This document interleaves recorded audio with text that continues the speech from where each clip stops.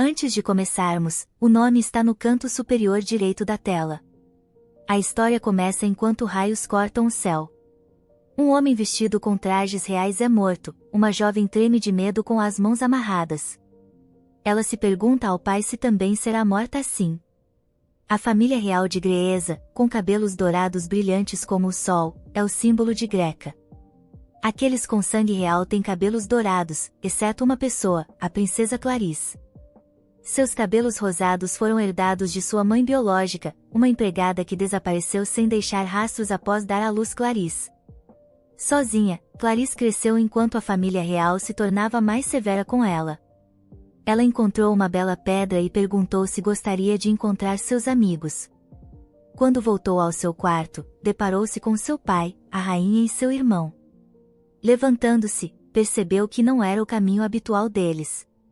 Ao se apressar para evitar ser repreendida, deixou sua pedra cair. Enquanto tentava recuperá-las, esbarrou em alguém. Seu irmão a questionou e ela, apavorada, pediu desculpas, prometendo ser mais cuidadosa. No entanto, ele a repreendeu, exigindo saber como ela ousava subir sem medo. Ela, tremendo, questionou quem ele pensava que era, e ele a chamou de mestiça, dizendo ser repugnante. A rainha interferiu, pedindo que ele parasse, reconhecendo a rudeza da garota. No presente, a rainha também é morta, e Clarice, olhando para o príncipe, se pergunta como ele pode estar tão calmo. Lágrimas caem enquanto expressa seu medo de morrer. Um homem se aproxima, apontando sua espada para o pescoço do príncipe. O príncipe pede para esperar e chama Clarice, chamando-a de híbrida. Ela fica chocada ao ouvir que ele não tem desejo de implorar por sua vida. O homem vira sua atenção para ela, e ela começa a tremer, pedindo para ser salva, mas ele permanece em silêncio, apontando a espada para ela. Antes de abrir os olhos, percebe que não dói. O príncipe é morto, e o homem sentado no trono elogia a oferta, pedindo que o irmão o termine. Ele se refere ao outro como irmão e pergunta se não é verdade.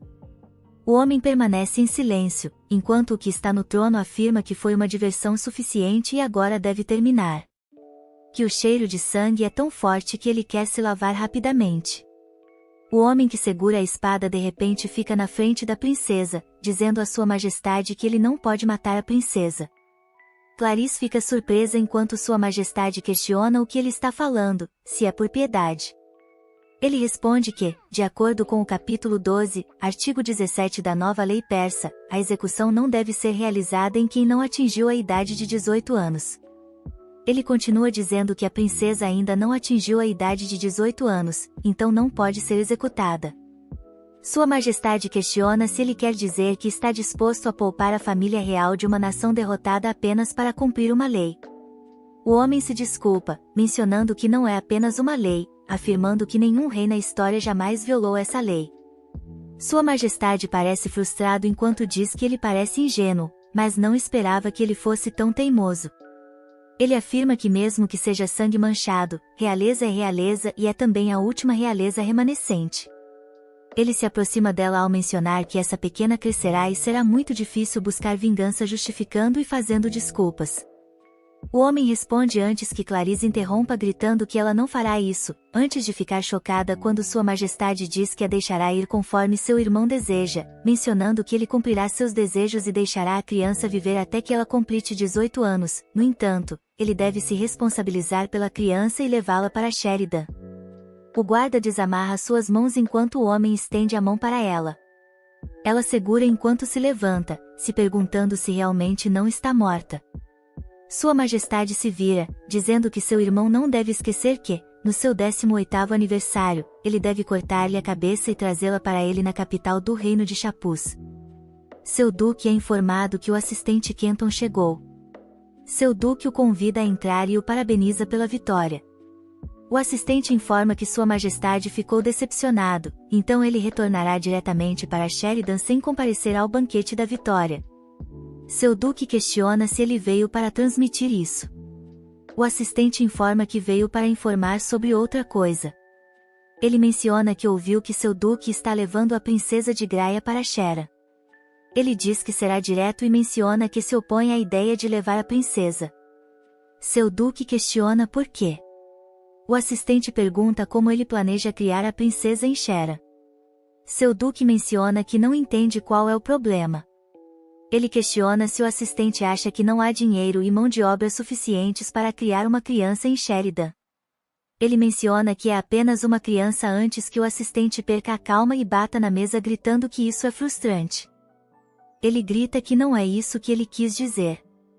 O assistente pede a seu Duque para ouvir com atenção, mencionando que por mais firme que ele possa ser, as crianças são muito adoráveis, extremamente.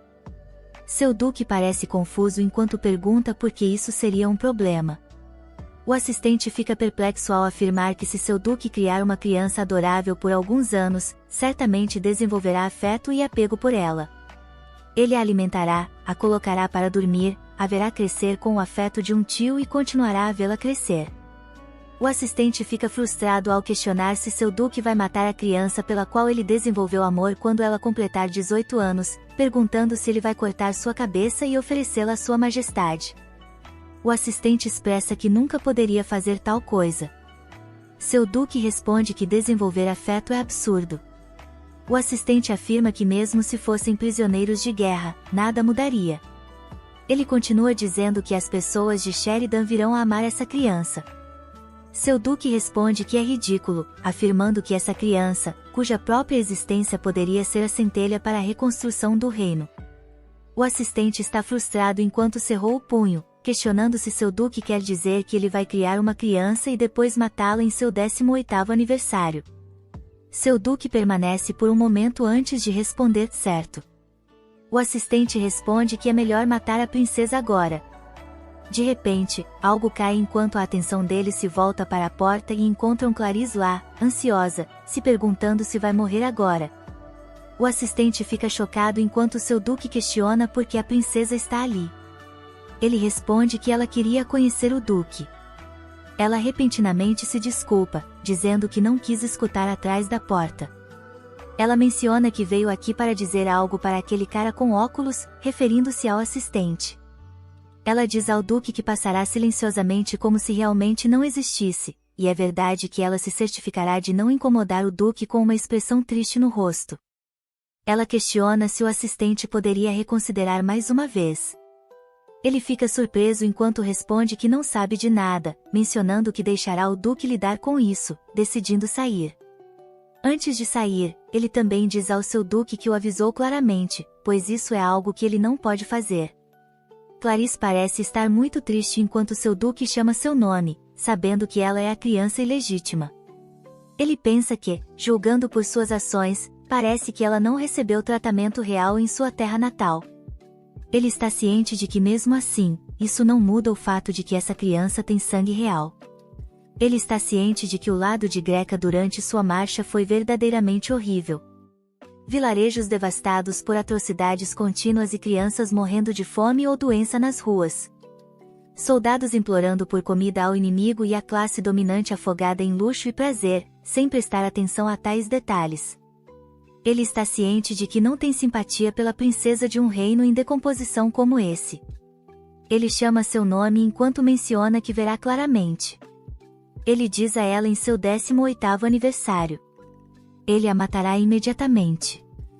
Ela permanece em silêncio enquanto ele pondera que já consegue imaginar a expressão em seu rosto, pois ela provavelmente implorará por sua vida novamente. Ele fica surpreso de repente quando ela pergunta, realmente. Ela parece esperançosa enquanto questiona se ele realmente vai deixá-la viver até os 18 anos. Ela o agradece, mencionando que pensou que ele tivesse mudado de ideia novamente. Ele fica em silêncio e confuso enquanto ela diz que, na verdade, sempre esteve mentalmente preparada, pois alguém como ela não deveria viver por muito tempo. Ela menciona que seu irmão mais velho costumava dizer que, assim que ascendesse ao trono, ele mesmo limparia os mestiços primeiro. Seu Duque fica chocado enquanto questiona o que ela continua dizendo que seu irmão disse que a mataria antes que ela completasse 12 anos, mas graças a ele, ela pode viver até os 18, então ela realmente queria expressar sua gratidão enquanto sorri e o agradece. Ela afirma que ele é seu benfeitor. Depois de um tempo na carruagem com seu assistente chora internamente, pois se sente muito mal por ela. Ele deseja que alguém o salve. Flashback. Antes de partir para Sheridan, seu duque perguntou se havia alguém ali que pudesse cuidar da proteção da princesa. Todos estavam nervosos e ficaram em silêncio. Eles mencionaram que ficariam ao lado do estimado duque. O outro respondeu que já tinha andado de carruagem antes. O assistente se perguntou se eles achavam que tais desculpas funcionariam. Ele também pensou se era realmente insuportável ver uma criança de repente. Seu duque voltou sua atenção para o assistente, mencionando que não há outra escolha e que o assistente ficará encarregado de proteger a princesa. O assistente ficou surpreso enquanto questionava o que o duque queria dizer. O duque respondeu que, como ele disse, o assistente gostava de crianças, não é? Ele tenta não fazer contato visual com ela, pois não quer entregar tudo a ele agora. Ele se pergunta como pode estar sozinho com uma criança que seu duque tem que matar quando ela completar 18 anos. Ele está ciente de que, sem dúvida, o duque é o mais acessível para ele.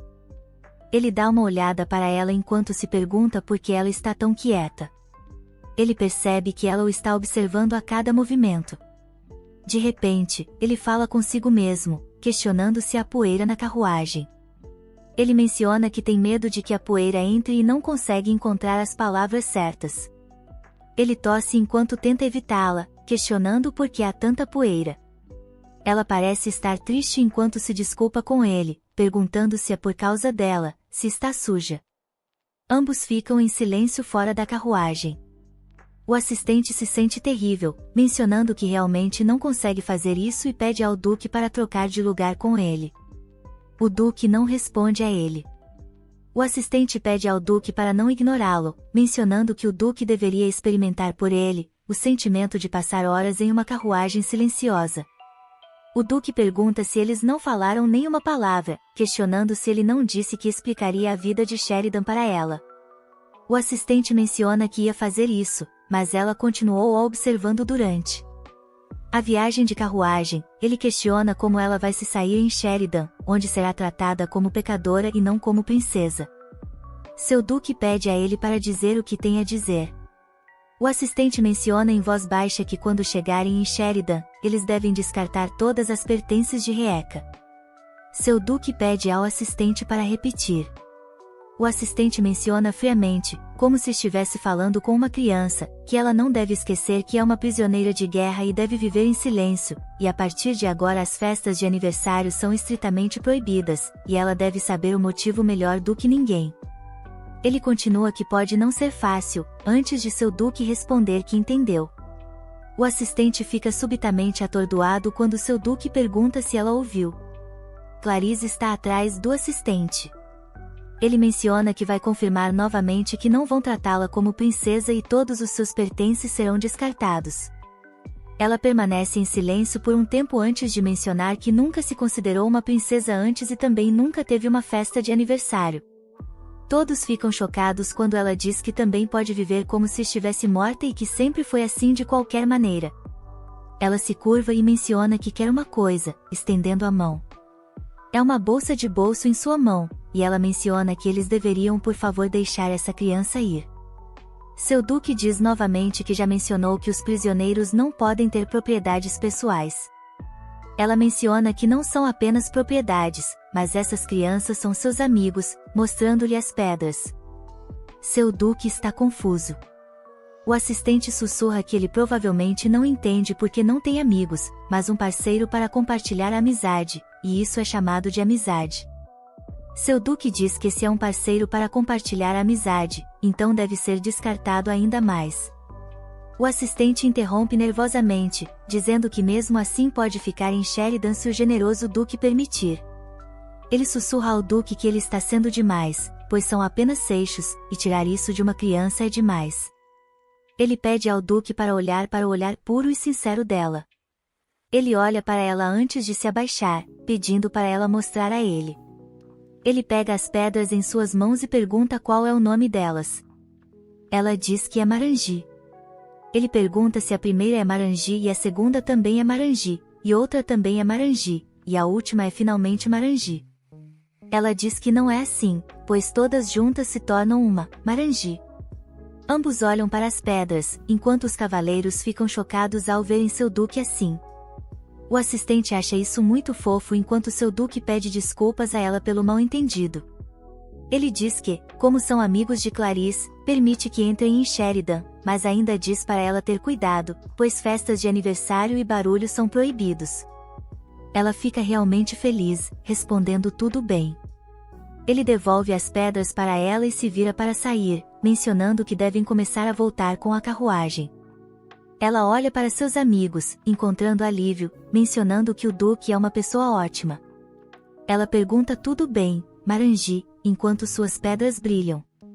Seu Duque diz ao assistente que ele continuará sendo responsável pela proteção dos prisioneiros até chegarem em Sheridan. O assistente se esforça ao máximo para mudar sua mente desde a cidade nortenha do reino de Cepis. Todos mencionam que seu duque retornou após concluir a guerra, estão muito felizes em ver sua graça de volta. Clarice percebe que todos parecem estar emocionados em dar as boas-vindas ao duque, ela pensa que, como esperado, o assistente estava certo. Ele tinha dito a ela que seu duque é verdadeiramente uma pessoa capaz. Ela questionou capaz, e ele mencionou que, se ele fosse falar como representante do duque, então ele é absolutamente, sem dúvida, o melhor cavaleiro em Ceredin, além de ser um gênio com experiência em todas as áreas. Além disso, ele tem a nobreza da lealdade. Não há ninguém que não conheça seu duque. Ele também mencionou que em certo ponto ele era o herdeiro do trono, mas devido ao colapso da família externa do duque Ben, houve algumas circunstâncias entre os mais velhos. Ele era uma pessoa tão notável que as mulheres na capital deviam estar fervorosamente buscando seu favor, enviando-lhe cartas. Ela ficou chocada quando ele continuou dizendo que ele é verdadeiramente uma pessoa admirável, é também aquele que transformou o antes dissociativo Ceredin em um lugar habitável. Ela questionou se Saladin era considerado bastante frio e se isso está correto. Ele respondeu que, estando no norte e no extremo da capital, faz sentido, principalmente construído com pedra e com a frequente aparição de criaturas mágicas de tempos antigos.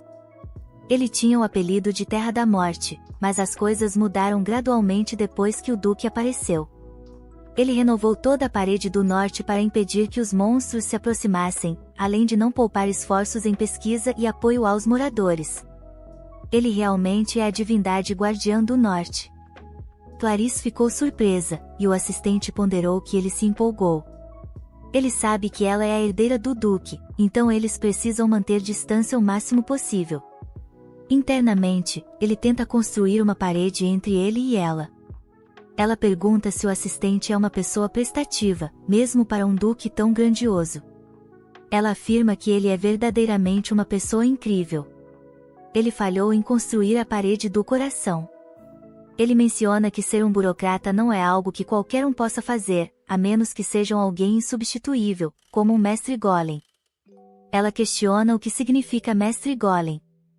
Ele responde que talvez ela não saiba sobre isso pela sua idade. Ele diz que, em termos simples, é um feiticeiro que pode dar vida a pedras comuns, tornando-se um servo fiel àquele que concede vida, obedecendo obedientemente a quaisquer comandos dados. Um golem colossal pode lutar contra criaturas mágicas e, às vezes, transformar-se em um edifício para proteger os humanos, o principal exemplo sendo a estrutura para onde estão indo, a mansão Ceredin. Ele menciona que, é claro, é apenas uma mansão comum por enquanto. Ela pergunta por que isso acontece. Ele responde que, no momento, a linha do mestre Golem foi cortada. Ela fica surpresa que o assistente saiba de tudo. Ela olha pela janela quando o Duque bate nela, dizendo ao assistente que ele tem algo para dizer. O assistente pergunta o que é, já que ele vai verificar a parede norte e voltar, e pode levar cerca de meia hora, então ele deveria entrar primeiro e descansar. O assistente fica chocado quando o Duque acabou de retornar e nem sequer está tirando um descanso. O Duque declara que esteve ausente de Ceredin por muito tempo por causa da guerra e não podem se dar ao luxo de negligenciar suas defesas durante o inverno, quando as criaturas mágicas estão ativas. O assistente responde que está tudo bem, mas ele precisa retornar rapidamente, pois mencionou que, uma vez que voltasse, ele iria sediar uma celebração. O Duque concorda e diz que o prisioneiro permanecerá sob sua supervisão. O assistente responde que isso não é possível. O duque pergunta por quê, e o assistente responde que como um simples servo ele não pode retirar coisas da mansão sem a autorização da senhora. Ele afirma que está totalmente dentro da jurisdição da senhora. O duque permanece em silêncio antes de questionar se é o caso, então ele deveria apenas dizer à duquesa que ele deixará a criança com ela por um tempo. Enquanto ele começa a sair, o assistente diz para ele cuidar de si mesmo em seu caminho. Clarice pensa na duquesa. Eles chegaram à mansão e o assistente diz a ela que ela pode usar a escadaria dos servos a partir de agora, pois a escadaria central é para uso da família do duque e de pessoal autorizado apenas. Ela responde que está tudo bem e que vai se lembrar disso. O assistente percebe que, considerando a criança, a escadaria principal pode ser demais. Ele se vira para ver Clarice no chão e fica preocupado enquanto corre até ela, perguntando se ela está bem. Ela sorri enquanto ele pergunta se ela tem certeza de que não está machucada em nenhum lugar. Ela diz que está bem e menciona que se mover está um pouco desconfortável. O assistente percebe que o cobertor está obstruindo o ar e ela o deixa para trás, enquanto o assistente diz que ela vai cumprimentar a duquesa primeiro e menciona que ela provavelmente conhece a etiqueta básica. Claro, ela responde que sim, pensando na etiqueta que a rainha lhe ensinou, dizendo que seus descendentes reais não devem faltar em maneiras e comportamento. Ela se pergunta por que de repente está tão intimidada. Ela sabe que a duquesa não é como a rainha e se pergunta se está em apuros. Ela está ciente de que se cometer um erro será como naquela época. Ela percebe algo ao se virar e encontra brilho. Ela chama as pedras, e o assistente pergunta se ela está falando com a parede, afirmando que esta é a mansão que ela mencionou na carruagem. Ele pergunta se, comparado ao palácio da família real, é simples e não tão atraente, certo? Ela responde que sim, é verdade, mencionando que é muito gentil e agradável. O assistente acha isso muito confuso. Uma mulher pergunta se ele retornou e ele responde que sim, ele está de volta.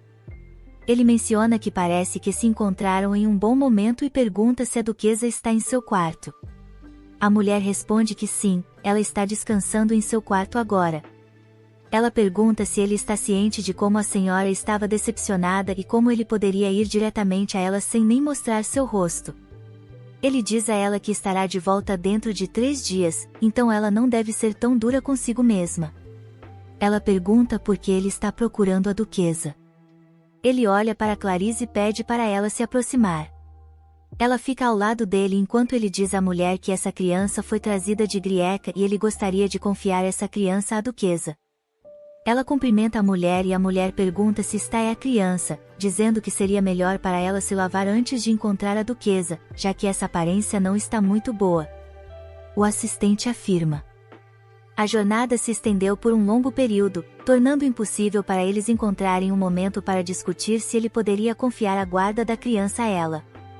Com uma serenidade que esconde uma profunda confiança, a mulher assegura que sim, está plenamente preparada para assumir tal responsabilidade.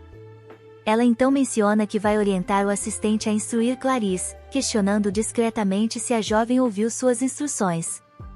Após receber uma resposta afirmativa, ela solicita gentilmente que Clarice siga a dama Bessie, enquanto sua expressão sugere uma mistura de ansiedade e curiosidade. Enquanto caminha atrás da dama, Clarice não pode deixar de se indagar se o banheiro habitualmente se encontra em locais como aquele. A porta se abre diante delas, e, com um gesto convidativo, a dama insta Clarice a entrar. Sem hesitar, a jovem obedece, mas seu espanto é evidente ao perceber o interior luxuoso. Enquanto suas pupilas se dilatam em surpresa, ela se questiona se aquele de fato é o banheiro. A porta se fecha atrás dela, e a voz da dama a chama, impondo que, dali em diante, ela deve responder todas as perguntas com sinceridade. A primeira pergunta surge, indagando se Clarice veio acompanhada por um duque da Grécia. A jovem responde afirmativamente, mas antes que ela possa ponderar sobre o motivo daquela indagação, a dama insiste em saber se havia mulheres entre a comitiva do duque. Surpreendida com a repentina mudança de assunto, Clarice observa com atenção os cavaleiros que a acompanharam, antes de responder que sim, havia mulheres entre eles. A dama, com um grito de frustração, explicita sua insatisfação, mencionando que Clarice é uma fonte de constante desapontamento. Ela então esclarece que não está se referindo aos cavaleiros, mas sim a uma mulher adulta. A imposição parece vir direto da duquesa, e Clarice compreende que suas respostas serão decisivas. A ansiedade toma conta dela enquanto tenta discernir qual seria a melhor abordagem. Lembrando-se de uma mulher adulta que mantinha uma relação próxima com o duque, Clarice percebe a complexidade da situação. Apenas uma menina de 9 anos quando foi nomeada assistente, ela reflete sobre seu passado enquanto tenta encontrar uma saída. Em um momento como aquele, seria mais prudente mentir para evitar a reprimenda. Então a dama questiona sua opinião, e Clarice se vê sobrecarregada pela ansiedade antes de responder que não pode falar sobre tal assunto. A reação da dama é imediata e furiosa, indagando por que Clarice se recusa a falar. Ela sugere que a jovem já foi silenciada pelo duque, e insiste que é crucial discutir o assunto. A jovem tenta defender-se, argumentando que estão em um local onde o duque não está presente e que talvez haja algum mal-entendido. Ela defende a honra do duque, implorando a dama para não falar levianamente sobre uma pessoa tão nobre. No entanto, a dama parece impaciente, questionando como uma prisioneira de guerra pode se atrever a falar de volta. Antes que pudesse receber um tapa como resposta, um ruído externo interrompe a tensão. A dama reconhece a interrupção como uma oportunidade, declarando que, se a princesa se recusa a cooperar, não pode permitir que ela encontre a duquesa. Clarice fica chocada com a súbita mudança de direção, enquanto é informada de que é sua responsabilidade cumprimentar a esposa do duque. Entretanto, suas tentativas de explicação são rapidamente silenciadas pela dama, que a adverte a não proferir uma palavra sequer. Em meio às acusações de desobediência e pecado, Clarice é repreendida, enquanto a dama enfatiza a benevolência de não estar presa em uma masmorra. Em meio a tudo isso, a duquesa chama pela dama, indagando sobre a chegada da criança que ela precisa cuidar, revelando uma nova camada de complexidade na trama.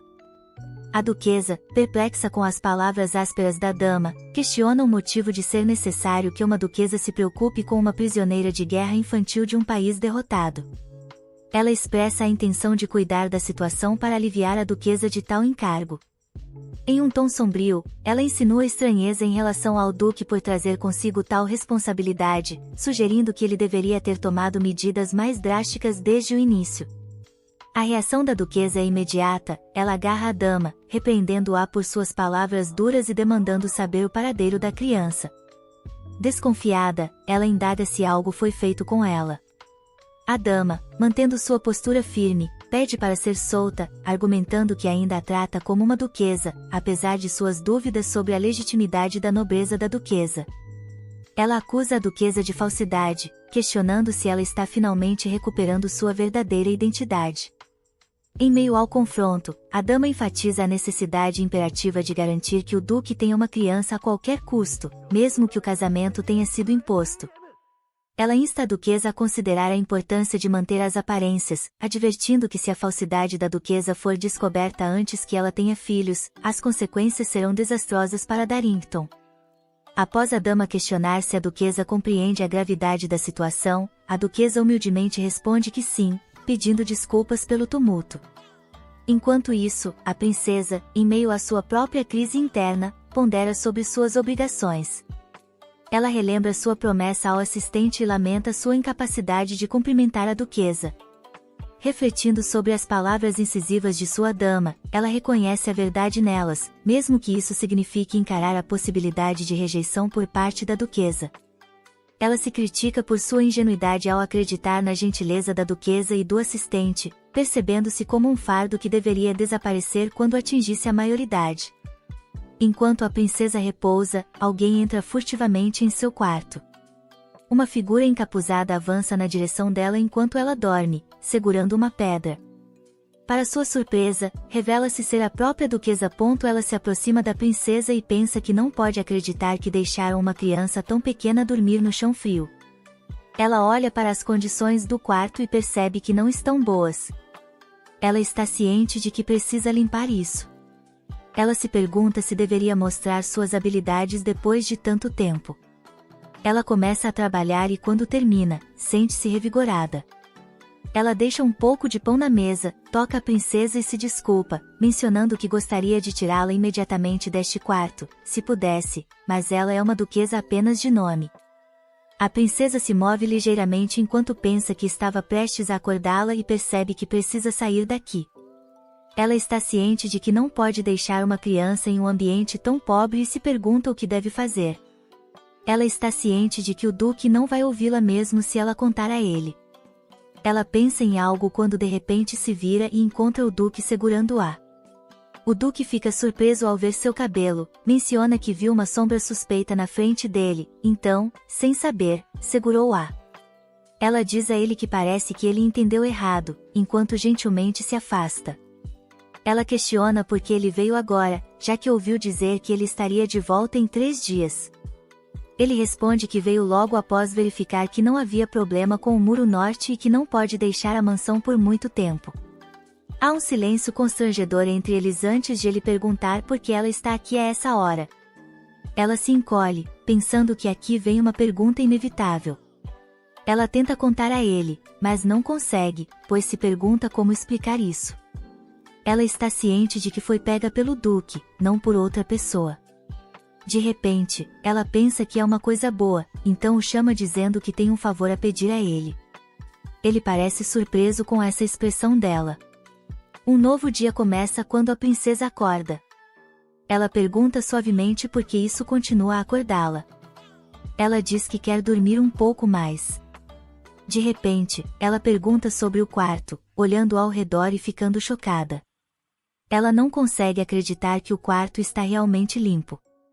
Ela até percebe que há algo para comer e até uma lareira. Ela está ciente de que parece que uma fada esteve ali. Ela pergunta suavemente o que aconteceu ontem, questionando se sabe, o que não sabe. Ela fica chocada ao perceber que a duquesa fez tudo isso. Ela menciona que solidamente diz que a duquesa era uma pessoa assustadora, também mencionando que não está dizendo que está mentindo. De repente, seu estômago ronca, e ela olha para o pão, pegando um pedaço e dando uma mordida, percebendo que é realmente delicioso. Ela quer comer mais. Ela se sente arrependida e pede desculpas à duquesa em sua mente por tê-la entendido mal como uma pessoa assustadora. Enquanto isso, a dama fica em frente ao quarto pensando que a princesa deveria estar acordada agora. Ela pensa que a princesa age como uma criança, então ela tem que ensinar a princesa a não agir assim novamente. Ela também pensa que a aparência chorosa da princesa é boa aos seus olhos. Ela abre o quarto e ouve o som de risos. Ela fica furiosa ao perceber que a princesa está sorrindo. Ela chama a princesa de ratazana, enquanto a princesa fica chocada. A dama percebe comida e fogo, questionando se a princesa está vivendo sua vida agora. Ela afirma que a princesa está roubando coisas como ratos e questiona se ela acha que o que a dama deu a ela não é suficiente. A dama olha para a princesa e pergunta o que está atrás dela.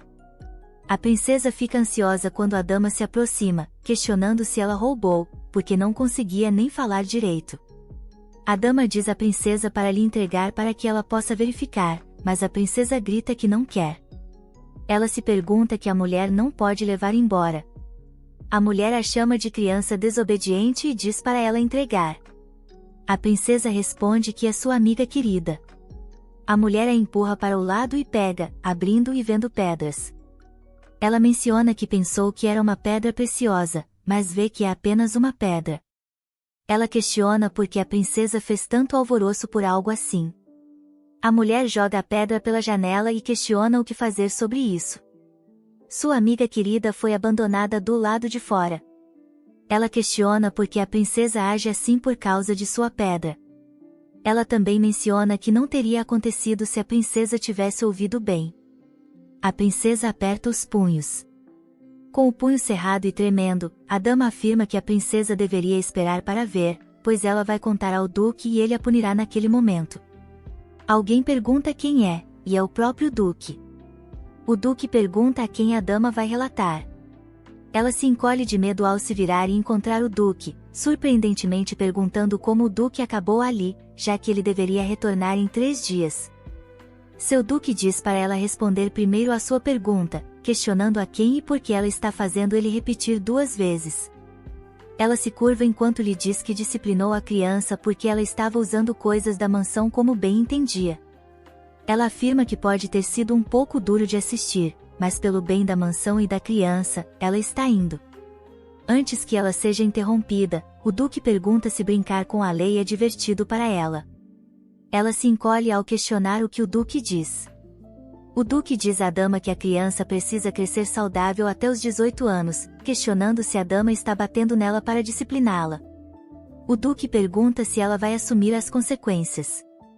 Ela sua de medo enquanto informa que não é bem assim, e é o que ela está dizendo. Ela está ciente de que deve arranjar algumas desculpas rapidamente. Ela diz ao Duque que suas ações como a duquesa foram bastante impressionantes.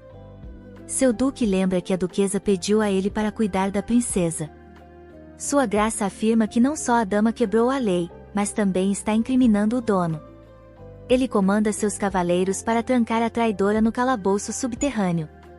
A dama pede ajuda enquanto se desculpa com o Duque. Ela pede para ele mostrar misericórdia. Ela continua chamando por ele enquanto é arrastada para longe.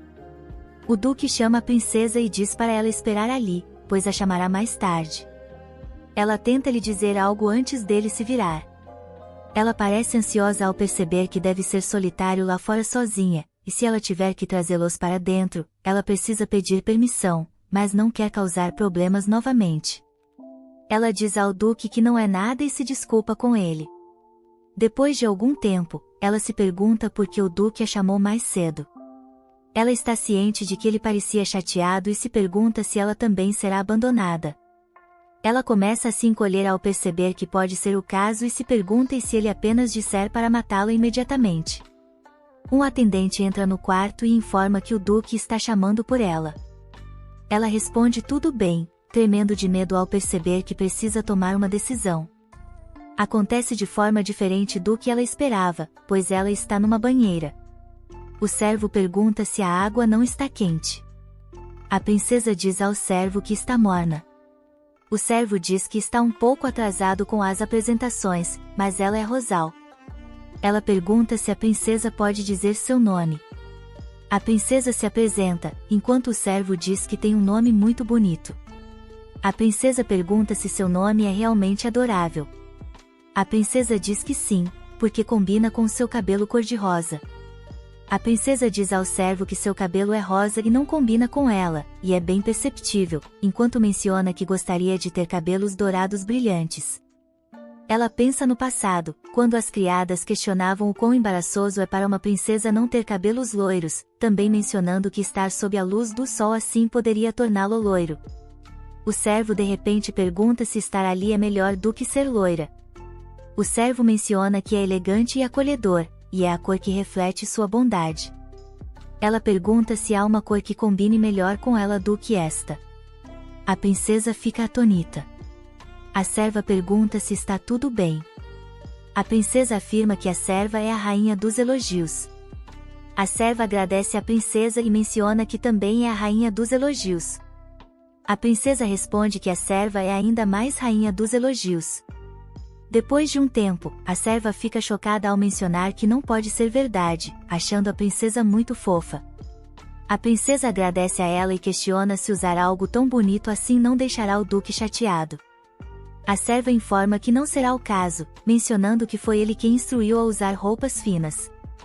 Antes que possam continuar, o Duque pergunta se acabou agora. A princesa fica chocada ao ver o Duque, enquanto ele dá uma olhada mais de perto nela e questiona se sua roupa não está um pouco fina para o clima. A serva afirma que esta é a única roupa disponível no momento e que ela vai ordenar roupas mais grossas para a princesa hoje. O Duque pede à princesa que o siga. Ele mostra a ela um novo quarto, mencionando que será o quarto onde ela ficará a partir de agora.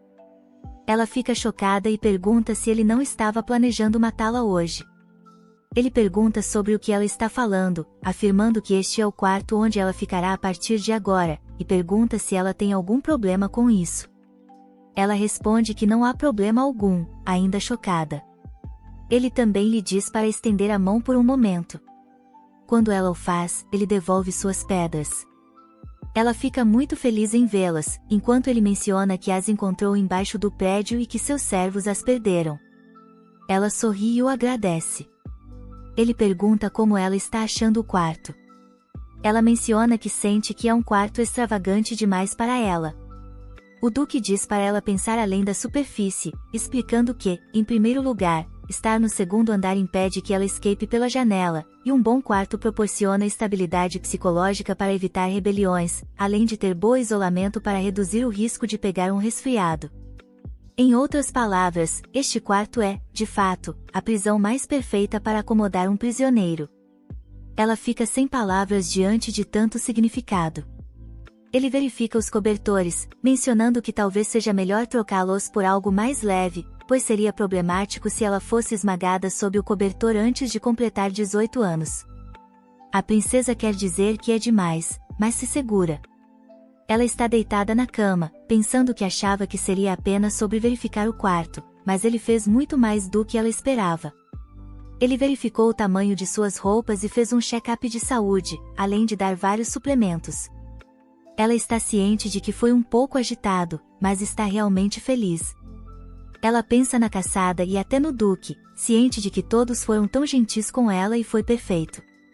Ela decide se tornar a mais maravilhosa jovem de 18 anos neste mundo, para corresponder a todos que a trataram calorosamente. Ela pega suas pedras e as beija, enquanto a magia emana delas. Ela pergunta se a magia vai ajudá-la, e a magia se senta em suas mãos. Ela pergunta se a magia poderia ajudá-la. A magia pergunta o que ela pode fazer por ela. A princesa diz que parece haver muitas pedras especiais nesta mansão. Ela pergunta se a magia pode trazer as pedras até aqui. A magia pergunta à princesa o que ela quer fazer com isso. A princesa sorri e diz que acha que Sheridan está melhorando cada vez mais. A princesa olha pela janela, e ele pergunta se ela ainda está observando. Ela pergunta onde estava a magia. A magia responde que está fazendo o que a princesa pediu a ela para fazer alguns dias atrás. A princesa agradece. Enquanto ela continua olhando para baixo, Soft menciona que a princesa está solitária se a deixar sozinha assim, certo? Ela deseja que a princesa também possa ir ao festival. A princesa menciona que o festival é para celebrar a queda de Xixia. Ela menciona que se estivesse lá, ninguém estaria tão feliz. Ainda assim, ela se sente um pouco com ciúmes porque nunca foi a um festival ou banquete antes. Soft pergunta se ela gostaria de dançar com ela. A princesa questiona como ela pode dançar com algo tão pequeno. Soft fica brava e se vira, mencionando que se a princesa não quiser, tudo bem. A princesa pede desculpas por rir e menciona que deveriam dançar. Ela chama Soft de príncipe. Soft faz beicinho e pergunta quem ela está chamando de príncipe. A princesa diz para Soft não ficar assim, enquanto a segura e pede para ela dançar. Soft se sente tonta, pois a princesa está muito feliz. Enquanto isso, a duquesa está participando do banquete. Ela de repente se vira e diz que vai sair por um momento. Os homens dizem que, como ouviram, ela é alguém fria como o gelo. Ela sai para a varanda enquanto pondera que mal escapou. Ela está ciente de que esse tipo de posição não combina com ela, pois é um negócio, então coisas assim são difíceis.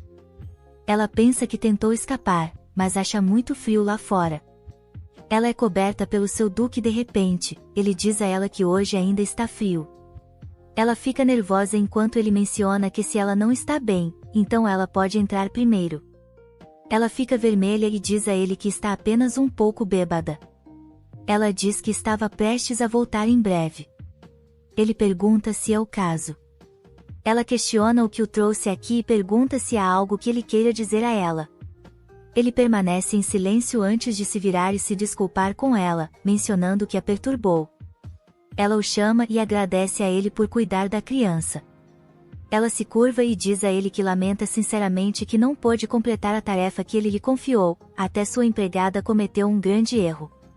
Ela diz que é toda sua responsabilidade, enquanto seu duque passa por ela e diz que não há nada de errado com ela, então ela deve levantar a cabeça. Ele menciona que a empregada será punida de acordo com as leis estabelecidas. Ela agradece a ele, enquanto ele pondera que não veio aqui para isso. Ele está ciente de que tem que perguntar qual é o relatório depois de prender a empregada. A bolsa dela foi revistada e um relatório suspeito foi encontrado.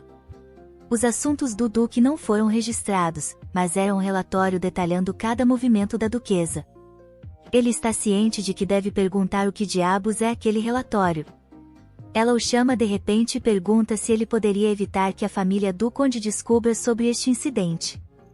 Ela parece um pouco triste enquanto suava, dizendo a ele que não está pedindo para ele esconder isso por toda a vida, e está tudo bem se ele puder fazer isso por um pouco. Ela menciona que supõe que seria pedir demais, enquanto se desculpa. Ela pensa que não tem vergonha, pois não há como o Duque conceder tal pedido. Ele diz que vai fazer isso só por enquanto. Ela fica chocada enquanto ele diz a ela que ele tem que informá-los em algum momento, porque é contra a lei, e ele mostrou que ela estará bem, embora esteja chocado quando ela sorri e agradece a ele. Ele parece surpreso com o sorriso dela. Já é noite, e ele está andando pensando em seu sorriso. Ele coloca a mão na parede enquanto o cavaleiro pergunta o que há de errado com ele. Ele pergunta se há algo errado com o Duque. O cavaleiro de repente se encolhe quando ele menciona olhar na frente dele. Ele pergunta se não é o quarto da criança de Grezia. Ele questiona por que a porta está aberta tão tarde. Seu Duque puxa sua espada enquanto se pergunta se é um intruso. O rosto bonito dela, mesmo enquanto ele caminhava de volta mais tarde naquela noite, corado pelos corredores, pensando sobre sua esposa. Eles avistam uma porta entreaberta, a porta do quarto da princesa, e lá está ela, deitada no chão. Por um momento, eles pensam que ela pode ter desmaiado, mas parece que ela apenas tirou um cochilo. Sabe, simplesmente descansando no frio chão de mármore. O Duque, o Sr. Benson, a coloca na cama, dizendo que ela deveria estar entediada depois de tantos dias dentro de casa. Claramente, o Duque não conhece bem as crianças, ele nem sequer percebe que ela precisa de tempo para brincar ao ar livre. Logo pela manhã, Rosalie traz um novo casaco de pele para ela, com um broche de pedras preciosas para dar o toque final. Ela também tem luvas e botinhas fofas. Não é adorável? Como era de se esperar, Quinton está completamente obcecado pelo novo visual dela, mas isso não tem efeito sobre o Duque. Bem, é isso que parece. A verdade é que ele reuniu todos os ferreiros das vilas vizinhas na noite anterior para fazer um traje completo de inverno para a princesa. No fundo, ele realmente é só um grandalhão mole. Clarice está muito grata, não apenas pelo novo traje, mas pela oportunidade de sair.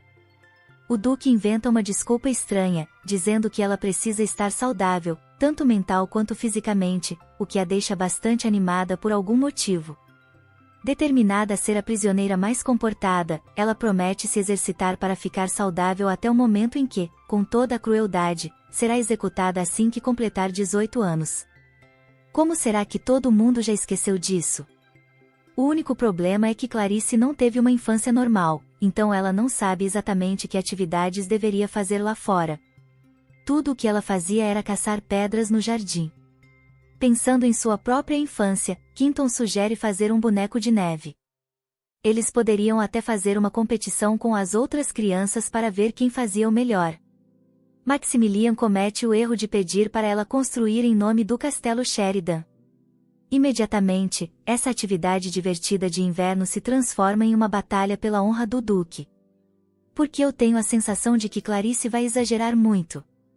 Benson é encarregado de acompanhar Clarice até os jardins, mas nem ele resiste ao charme e à fofura dela. Quando ela chega nas escadas, ela vacila um pouco e ele de repente se preocupa que ela possa se machucar. Ele oferece ajuda, mas Clarice está determinada a ir sozinha. A determinação dela só a torna ainda mais fofa. Parece que o fã-clube da princesa acaba de ganhar um novo membro. Clarice está fascinada pelo jardim, totalmente coberto de neve, e brinca por um tempo, deixando pegadas na neve. De repente, ela lembra de sua missão e decide se concentrar, mas há outro problema, ela nunca viu um boneco de neve antes. Ela nem sabe o que é isso. A graça, você vê, é que ela vem de um clima quente. Como Benson já entrou de volta, ela pede ajuda às paredes do castelo. Elas já sabem quem ela é, claramente as pedras estavam conversando. Em um flash ofuscante de luz, um pequeno, mas aterrador cavaleiro aparece, todo vestido com uma armadura.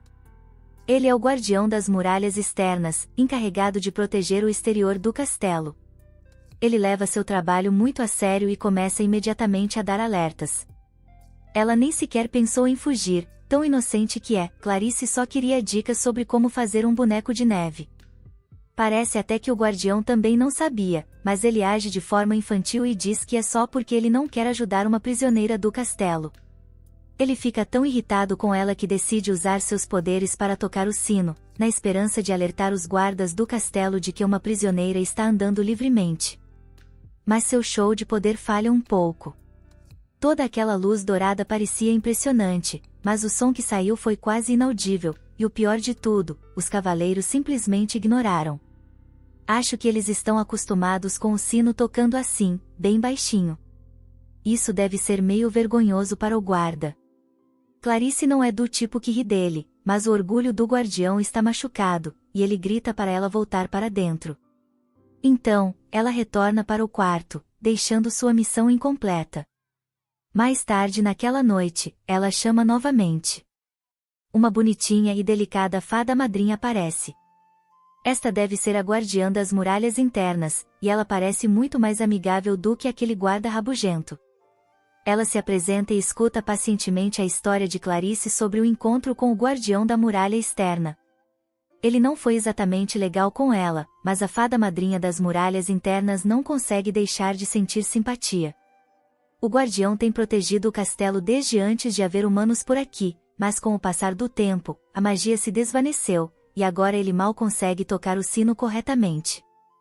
Os cavaleiros nem o respeitam mais, nem o reconhecem, o que deixou o ego dele bem machucado.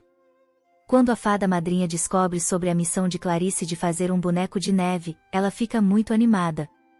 Toda criança deveria ter a chance de brincar na neve, além disso, isso faria os jardins externos parecerem mais vivos.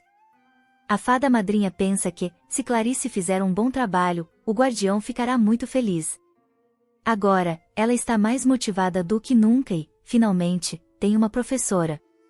A fada gentilmente dá a ela instruções detalhadas sobre a estrutura do boneco, embora ela não consiga acertar as proporções.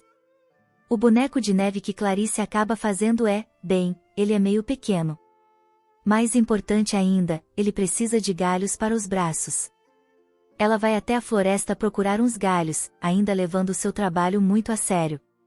Os galhos precisam ser do tamanho certo. Ela não quer desapontar o duque.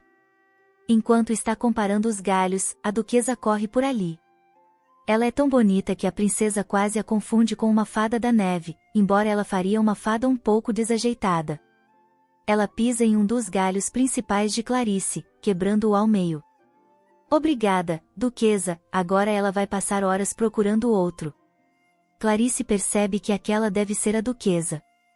O que ela está fazendo na floresta? A duquesa só a tranquiliza quando alguém chama Clarice bem alto. Benson e Maximilian estão procurando por ela, e isso é o sinal para a duquesa desaparecer. Ela dá à princesa seu sorriso mais encantador e pede que ela mantenha esse encontro em segredo. Felizmente para ela, Clarice é completamente obcecada pela duquesa, então ela concorda em manter o segredo. A princesa volta para onde o duque está, que quer que ela entre. Clarice pergunta se pode ficar mais um pouco lá fora. Ela está prestes a explicar seu encontro com o senhor guardião das muralhas externas, mas desiste, lembrando da reação de seu pai quando ela dizia que estava conversando com pedras. Ela tem medo de que as pessoas pensem que ela está louca se contar a verdade, então, em vez disso, pede apenas para explorar um pouco mais os jardins. Acho que ela ainda não fez a conexão com os mestres Golem mencionados por Quinton. Ele concorda e diz para ela voltar antes do pôr do sol. Algumas horas depois, Clarice acrescentou todos os toques finais ao seu boneco de neve. Ela até deu um nariz e uma boquinha fofos a ele. Animada para mostrar sua criação ao senhor guardião das muralhas externas, ela corre até a torre. Ele não responde e, a princípio, ela se pergunta se ele está dormindo, porque pedras, aparentemente, fazem isso. Mas ela está impaciente demais para esperar, então tenta acordá-lo, colocando as mãos contra os tijolos e dando-lhe um pequeno beijo.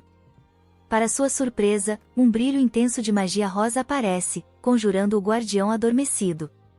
Clarice, como sempre, não questiona seus incríveis poderes, mas o Senhor Muro Externo fica chocado. Não é fácil acordar um guardião de pedra. Ela está prestes a mostrar a ele o boneco de neve que fez, mas comete o erro de mencionar o espírito do muro interno logo de cara. Ele perde a paciência. Esse cara claramente a vê como uma prisioneira e não consegue entender por que os outros espíritos dos muros sequer se importariam em falar com ela. Vamos ser sinceros, ele é meio arrogante. Acho que ele sente inveja deles, de alguma forma. Ele tem que ficar no frio lá fora, guardando o castelo, enquanto os espíritos do muro interno ficam no calor, mas isso não significa que ele deva descontar na princesa. Ele diz a ela para não se incomodar em fazer mais bonecos de neve e pede para ela não infundir mais magia nele sem permissão. Esse é o tipo de coisa que mestres de Golem fazem, quando criam uma conexão vitalícia, não quando estão só de passagem até o aniversário de 18 anos. Ai, ele percebe que está falando com uma criança de verdade? Clarice fica tão magoada que corre para longe, com os olhos cheios de lágrimas. Talvez o guardião não tenha percebido o quanto suas palavras a feriram. Ela até deixou seu precioso boneco de neve para trás. Ele fica acordado até tarde naquela noite, se perguntando como uma criança tão pequena pode gerar tanta magia. Na verdade, ele deveria estar agradecendo a ela. Ela acabou de transferir mais poder para ele do que ele teve acesso nos últimos anos. Enquanto ele se perde em seus pensamentos no telhado, a senhorita Muro Interno passa para cumprimentá-lo. Ela está com inveja, pois não recebeu o mesmo poder ainda, mas o guardião é teimoso demais para admitir o que ganhou. O espírito criada pelo castelo pede para ele ser gentil com Clarice, embora saiba que ele tem dificuldades com humanos. Enquanto pedras vivem para sempre, os humanos têm vidas tão curtas. Ele deve ter visto tantas pessoas irem e virem ao longo do tempo que talvez agora não queira se apegar a mais ninguém. Mas, como a senhorita Muro Interno lhe diz, Clarice é especial, e a verdade é que eles não têm muito tempo. Sem um verdadeiro mestre de Golem para manter o castelo, logo voltarão a ser pedras comuns.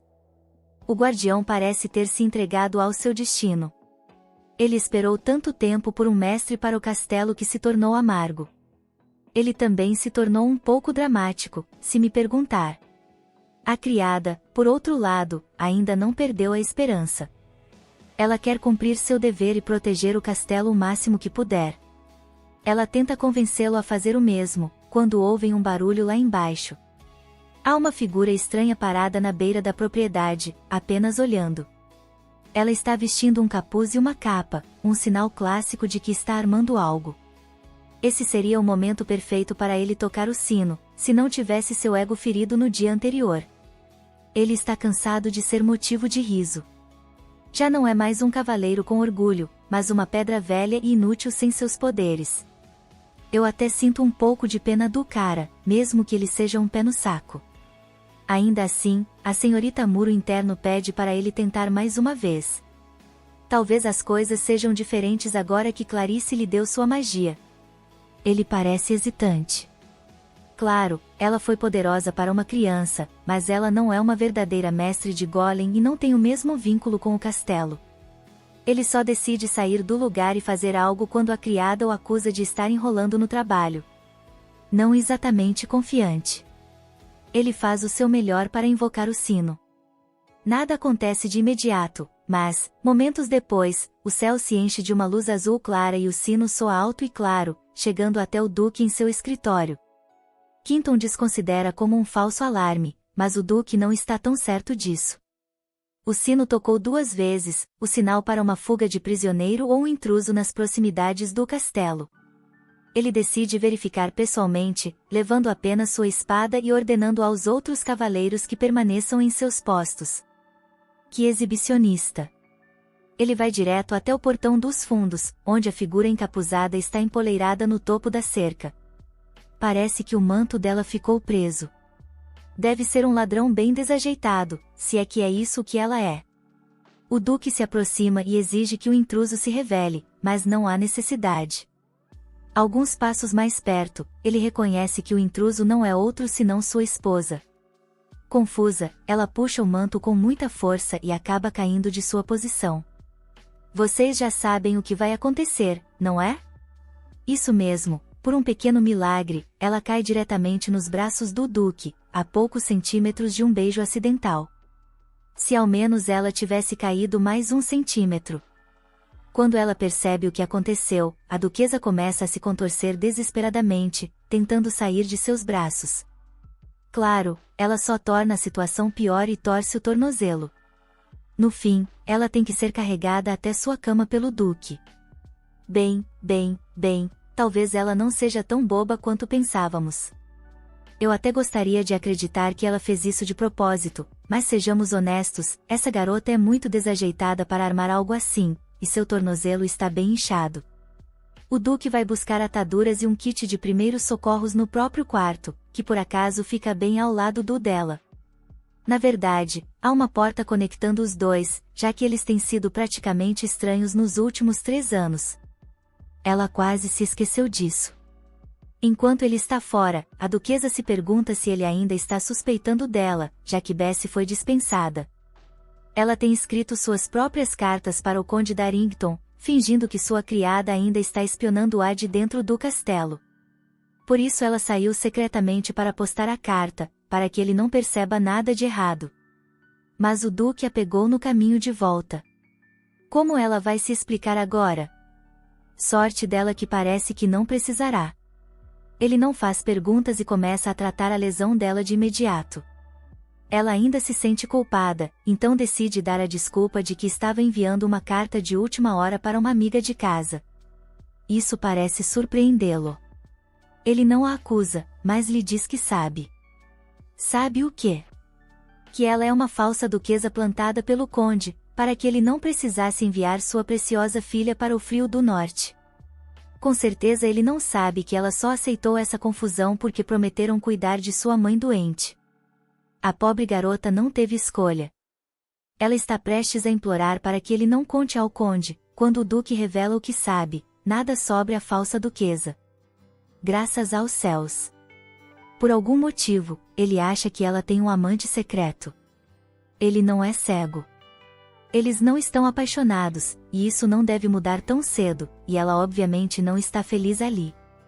Então, ele planeja anular o casamento em alguns anos, quando o rei e a rainha não estiverem tão em cima dele. Ele promete fazer isso de forma limpa, para que o conde não fique ofendido e, quem sabe, até lá a mãe dela esteja completamente curada. Essa é meio que a situação perfeita para ela, então por que ela se sente tão angustiada enquanto passa por isso? Lá em cima, Bessie continua causando problemas, mesmo de sua cela nas masmorras. Eu sabia que esse enredo com ela ainda não tinha acabado. Desesperada para negociar sua liberdade, ela conta a Benson que a duquesa está enganando o Duque. Ah, agora as coisas realmente vão esquentar. A vida da doce e inocente Clarice segue como se nada estivesse errado. Se pensarmos bem, sua vida é meio triste e entediante, mas a princesa está tão grata por estar viva que faz o melhor dela. Ela até desenha uma imagem de amigos imaginários para dividir sua refeição. Rosalie, obviamente, vê isso como um sinal de que ela não está socializando o suficiente e vai direto ao Duque. Ela quer que Clarice jante com os outros adultos, para que ela aprenda etiqueta e habilidades de conversa.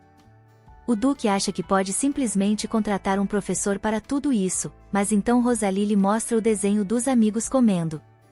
Tenho certeza de que isso faria o coração de qualquer um doer. Quinton se oferece para a tarefa, mas Rosalie quer que uma garota vá também, para combinar com o desenho dela. É um pouco constrangedor para ele admitir, mas Quinton não tem amigas para levar. Então, é decidido. O Duque e a Duquesa vão jantar com sua prisioneira, ou melhor, com sua filha adotiva. Que família estranha eles formam. O Duque apresenta sua esposa corretamente como Duquesa Asa Sheridan, já que presume que elas ainda não se conheceram. Clarice está super empolgada para jantar e conversar com os adultos, mas, na verdade, as coisas ficam um pouco sombrias. Porque o Duque e a Duquesa nunca têm química, a não ser quando estão caindo um sobre o outro. Enquanto isso, Benson observa atentamente de lado. Bessie contou tudo a ele. Bem, na verdade, ela distorceu a verdade para fazer parecer que Asa se trocou no lugar da Duquesa, ao invés de ser forçada a assumir a posição. Ela também finge que estava prestes a revelar a verdade quando foi jogada na prisão. Ela é seriamente a pior. Bessie disse a ele para observar sinais de Asa agindo de maneira suspeita. Pelo jeito na expressão dele, parece que ela já entrou na cabeça dele. Ele até usa a frieza do relacionamento deles como prova de que algo está errado, embora esteja mais preocupado com o quão desconfortável Clarice parece estar. A Duquesa também percebe e pergunta se ela está bem. Ela se pergunta se a comida está um pouco forte demais para o paladar dela e pede para não forçar. Mas, na verdade, esse não é o problema para Clarice. Nossa garota pode e comeria qualquer coisa. Finalmente, eles começam a ter uma conversa entre ela e a Duquesa, falando sobre as coisas que gostam. Justo quando as coisas começam a ficar mais confortáveis, a princesa pergunta se ela também gosta do Duque. Vamos lá, Clarice, leia o ambiente. Felizmente, a Duquesa tem um ponto fraco por ela e cobre sua pergunta, assegurando à princesa que, claro, ela gosta do Duque, o que é uma surpresa para Maximilian. Ele fica tão surpreso que deixa cair sua faca, o que só faz Clarice pressioná-lo ainda mais, perguntando se ele gosta da Duquesa também. Oh Deus, como se as coisas já não estivessem desconfortáveis o suficiente. Ele está prestes a dispensar a pergunta e pedir para ambos ficarem em silêncio, mas Rosalie enfatiza o quão importantes são as conversas durante as refeições para o desenvolvimento social de uma criança. Relutante, ele admite que também gosta da Duquesa. Agora eles não são melhores do que dois adolescentes corando. Acho que ninguém está acostumado a ouvir o Duque falar sobre seus sentimentos. Até o maxilar de Benson cai. Pelo menos isso resolve seus receios sobre o relacionamento deles. Talvez agora ele desconfie menos de Asa também. Depois que terminam de comer, Clarice volta para o quarto, deixando o feliz casal para compartilhar uma bebida. O Duque agradece a ela por ter comparecido ao jantar, dizendo que ela deve ter ficado surpresa com seu pedido. Na verdade, Rosalie já tinha contado tudo a ela, mesmo que isso significasse ficar desconfortável com Maximilian. Ela quer fazer o que é melhor para Clarice, e, de fato, é desconfortável. Esta é a primeira vez que eles se veem desde o dia em que ela tentou pular a cerca e caiu de maneira desajeitada sobre seu marido. Incapaz de suportar a tensão, Asa tenta se desculpar. Na verdade, Rosalie já tinha contado tudo a ela, mesmo que isso significasse ficar desconfortável com Maximilian. Ela quer fazer o que é melhor para Clarice, e, de fato, é desconfortável. Esta é a primeira vez que eles se veem desde o dia em que ela tentou pular a cerca e caiu de maneira desajeitada sobre seu marido. Incapaz de suportar a tensão, Asa tenta se desculpar. O Duque faz um comentário, perguntando se ela vai escrever outra carta. Claramente, ele ainda não deixou suas suspeitas de lado, mas não insiste no assunto. Ambos retornam aos seus aposentos. A Sala decide dar uma pequena caminhada e volta à tarde da noite, encontrando uma carta sobre sua mesa. É do Duque, pedindo desculpas por tê-la acusado no dia anterior. Ele a encoraja a compartilhar seus sentimentos com alguém, seja um amigo ou um amante. A Sala percebe imediatamente que ele ainda acha que ela mantém contato com o antigo amor. Determinada a esclarecer o mal-entendido, ela escreve uma resposta. No entanto, quando chega à porta dele, toda sua coragem desaparece. Talvez seja estranho ela ter escrito uma carta como resposta. Na verdade, é ainda mais estranho que tenha ido até lá de pijamas. Mas agora já era tarde demais, ela já tinha batido na porta.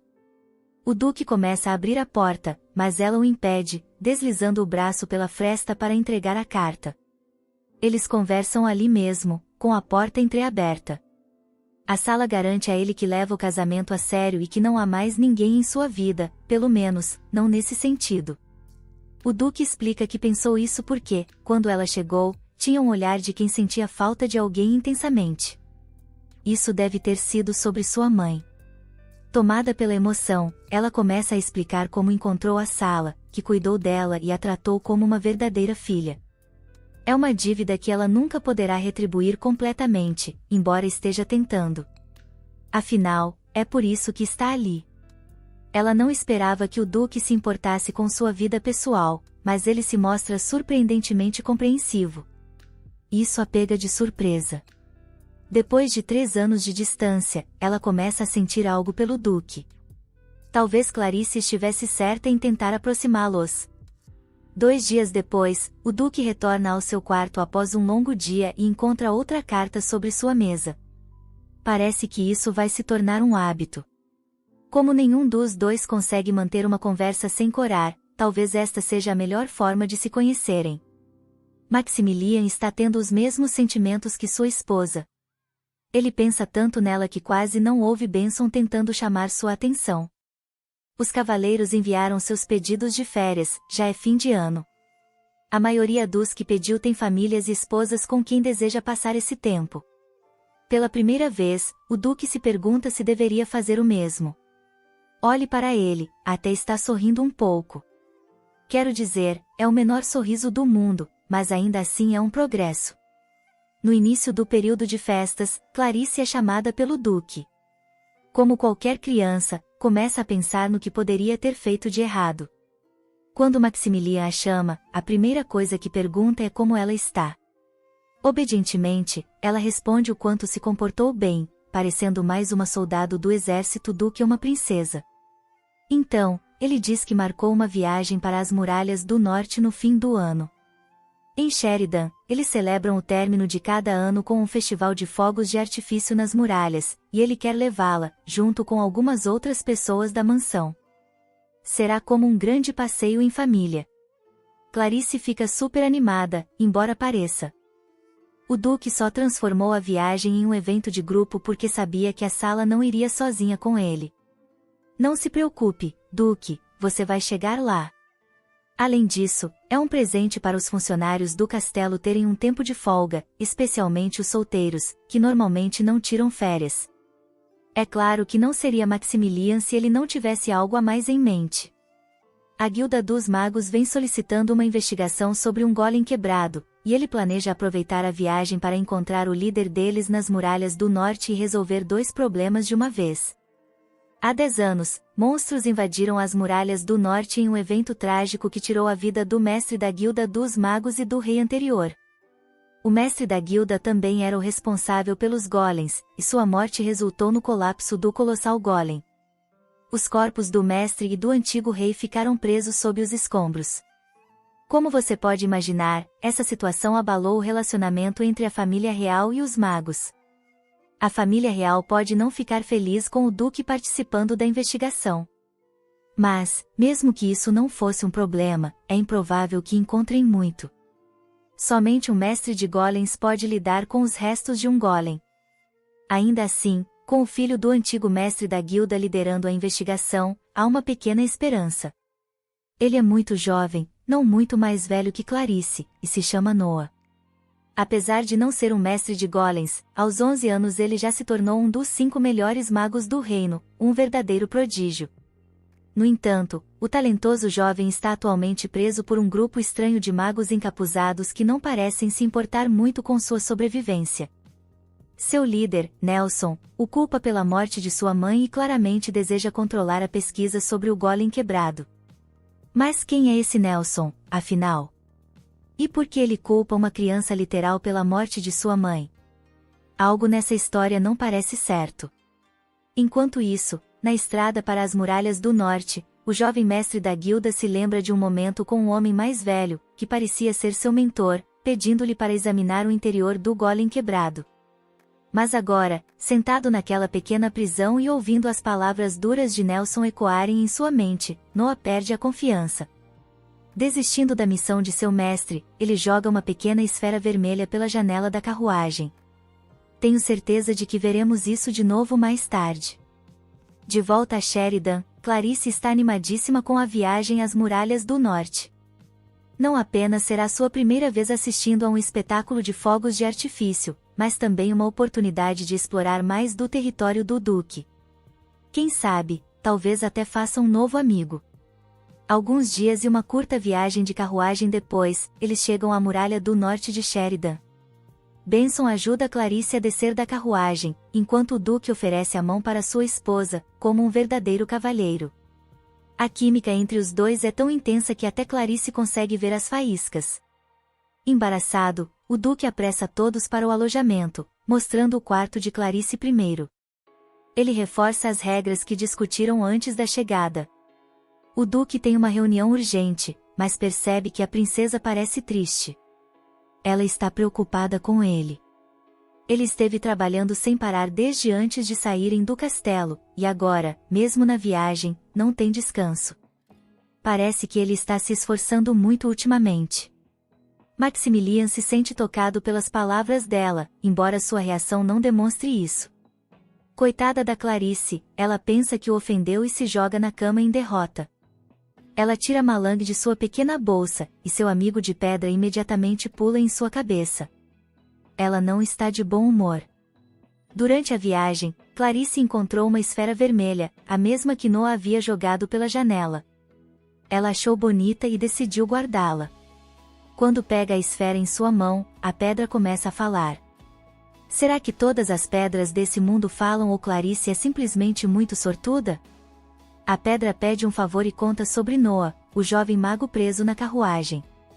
Ele está sem comer ou beber há dias e está perdendo as esperanças. A pedra implora pela ajuda de Clarice. Mas como uma jovem princesa pode salvá-lo? Enquanto Clarice aumenta sua coleção de pedras falantes, o Duque ainda processa o que ela disse mais cedo. Desde que chegou a Sheridan, ela sempre demonstrou preocupação por ele, mesmo sendo a pessoa com uma sentença de morte pairando sobre sua cabeça. Ela realmente é uma criança especial. Ele se recompõe enquanto caminha para uma reunião importante com um grupo de magos.